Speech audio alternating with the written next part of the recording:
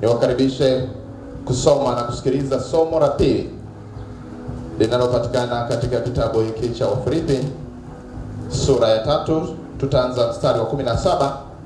Tutasoma yote na kwenda mpaka sura ya 4 tukishia mstari wa kwanza. Tusome na kusikia neno la Bwana.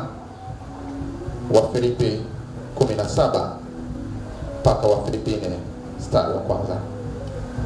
Nami katika utatu na tangulia kusoma. Ndugu zangu, mnifuate mimi, mkawatazame wao waendao kwa kufuata mfano tuliowapa ninyi.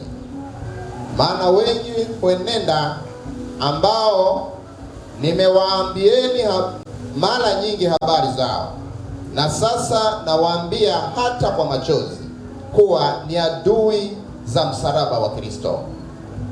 Mwisho wao ni uharibifu, Mungu wao ni tumbo, utukufu wao u katika fedheha yao, waniao mambo ya duniani.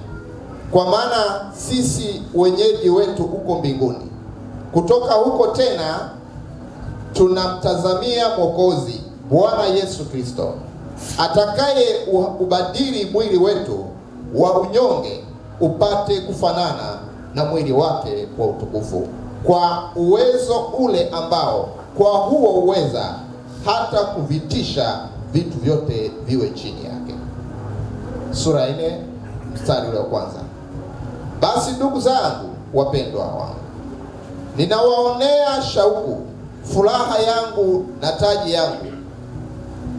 Hivyo simameni imara katika Bwana, wapenzi wangu. Hili ndilo neno la Bwana. Shukuru Mungu. Asante.